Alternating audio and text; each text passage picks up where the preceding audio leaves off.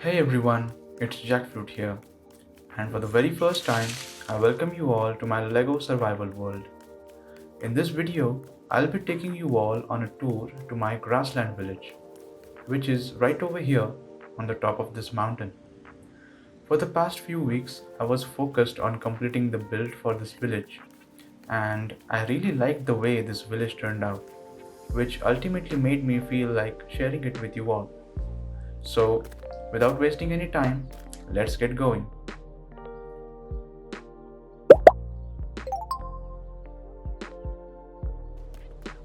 So, this is the pathway that leads straight up to the front of the village.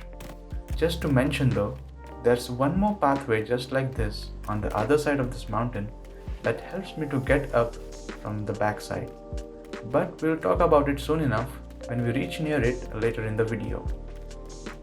Anyway, in general, building these pathways surely took me some time and planning, and also a good amount of granite. But once they were completed, they perfectly filled up most of the empty space that was around the mountain. There we go, we made it to the top. Welcome to Mount Lander. To be honest, this view during the sunrise is really something to look at. Even so, I'm really curious to know how you guys react to this. So, I look forward to your reactions in the comments. Anyway, what we are looking at is the main house of the village. This building is a home to all the 7 grassland villagers and also the pet animals. But before we check what's inside the house, let me show you all that's outside the house first. Right now, we are looking at the main entrance of the house. And if you look inside, we are able to see the village square from the outside. Turning around right in front of this gate is a small campfire place for the villagers. These small seats added around it are a perfect fit for the scene. Besides, these also look like a good spot to go idle while in game. Moving ahead, on the right side we have a small crop plantation done around the house. And on the left here is a landing pad for our aerial vehicles. Below it is a small storage area for these boulder rocks. These are only a backup just in case the ones that are already placed get accidentally damaged or destroyed due to the lightning in the heavy rains. And as I mentioned earlier, this is a landing pad for aerial vehicles. And the vehicle station here is a storage lander. This vehicle has helped me a lot in gathering and bringing back large amounts of materials with ease. If you guys wish to build this vehicle, check out the link to its build guide appearing on the top right, or you can also look for it in the description of this video. Moving ahead, we have this crop plantation that continues, and this is the side entrance for the house. Over here in this barn, we have our pet cow Penny. Honestly, she is like a cheat code in this game to get burgers really quickly. And looking back on this side, we have another cozy campfire area which is right in front of this side entrance. From what I've observed, most of my villagers come to this campfire area more often as compared to the other campfire areas. I still don't know why. Anyway, over here we have a crop plantation area for our village farmer to work around, and upstairs over here is an open viewing area. We get a decent view of this ice mountain in the distance, and also the forest nearby looks pretty good. Now remember I talked about the second pathway? Well, this is the second pathway which leads our way up from the backside of this mountain. But before that, as we go downstairs, let's take a look at these rooms on the way. This room to the left is a storage room where all our extra crafted or gathered materials are stored. And this small room here is a weapons armory. The weapons hanging above the chests tell us what weapon the chest below it contains. Now, allow me to quickly show you this second pathway. Here is a small point from where we can wait and have a look at the surroundings. We get a nice view of the pathway from here, and also the lake looks good from here as well. Building this pathway also took me a lot of time and planning. I don't even remember how much granite I have used, maybe a couple of thousands of it, but in the end, I was really happy the way it turned out to be. Coming back up, here we have the newest addition from the recent update, the bus station. We have the bus station built over here on the left, and if we go straight upstairs, here I built a replica of a ticket machine to get the bus tickets. And after that, as we go down, here is a small sitting area for the passengers to wait around while the bus arrives. I think this looks pretty good. Anyway, let's go ahead and continue. Here we have a grain mill built near the plantation, a grain chest placed nearby to store the harvested crops, and going to the right over here, we approach to the south side of the village. Here's another campfire place to lighten up the area, and this is the back entrance of our main house. Then, as we go ahead through all the decorative items placed around, we have a compost bin here, and the small area on the left here is a mini food processing area. We also have some grain chests on the right to store the collected fish, the fish baits, and all the other material related to fishing. Turning around, we have another landing pad here for an aerial vehicle. And this vehicle stationed here is a hot air balloon which has 6 grand chests to store items while traveling around. If you wish to build this vehicle, check out the link on the top right to see the build guide for this design, or you can also look for it in the description of this video. Anyway, what we are looking at is another side entrance to the main house. And to the right over here, I see someone working hard at their job. Let's meet our first grassland villager. Guernsey over here is the animal caretaker in this village, feeding and protecting all the animals while I am not in the village. Having Guernsey around doing this job makes one less thing for me to care about. Moving ahead, in this barn to the right, we have Felix the chicken. So far, he is really useful at getting eggs and fried eggs with ease. Well, I think we covered everything outside here. Now, it's time to check the interiors.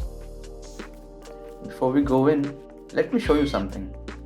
On the sides of each entry gate of the house, we have these hidden launch pads all around. They are a great help when it comes to moving fast around the house and the village. Alright, let's get in. So, this is what we see after we enter the house. We have an open roof in the center and... oh, wait a minute. I think my villagers are stuck over here. Let's quickly put them out. I like to see them moving rather than being stuck like this. Otherwise, who's gonna do their job in the village? Let's quickly meet our next villager. Hey! Meowskulls over here is our village's stonebreaker.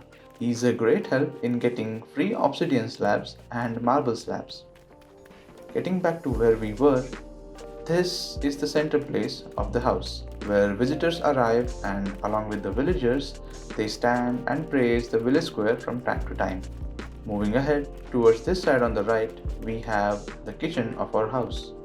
On the right, we have an oven place. Over here, we have a griller, some serving tables, and a seating area around it. Then, we have some juice makers and refrigerators on the right to store our ice creams and shakes, and some similar arrangement like previously for the oven and the griller. Here is a small exit to quickly go out, walk through this small path, and if need be, quickly get back in the house. Oh, there she is, our next villager. Tabby here is the fabric worker in this village. She is like the artisan of our village, providing us with silk fabrics, wool fabrics, and many other fabric items from time to time. But I'm still looking for Cadence to do that job for me. Haven't found her yet, but probably I will. Anyway, this place over here is the workshop of the house. We have got a bunch of lumber mills arranged, few storages for the woodwork to store, a couple of crafting benches, and the essence tables.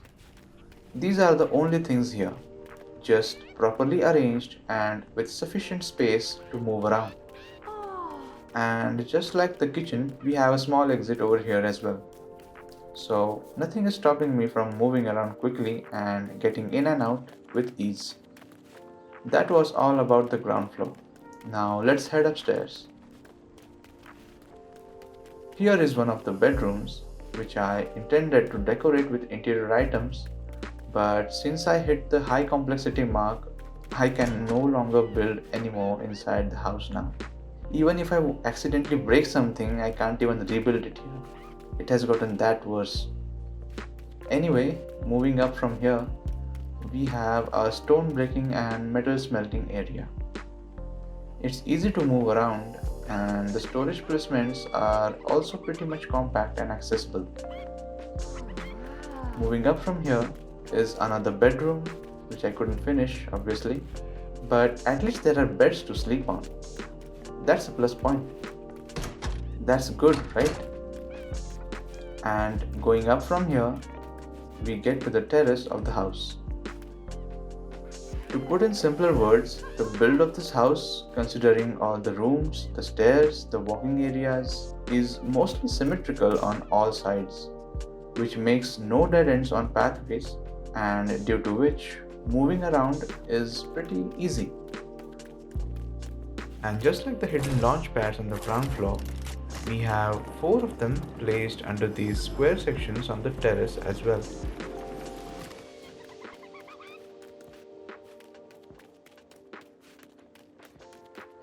Going down from here, whoops, here is one more bedroom, we almost missed it. And over here we have a couple of hand looms, spinning wheels and gem cutters to work on. Moving down from here, we have an open area and one room connected to it. And I think that was all to showcase the interior of this house.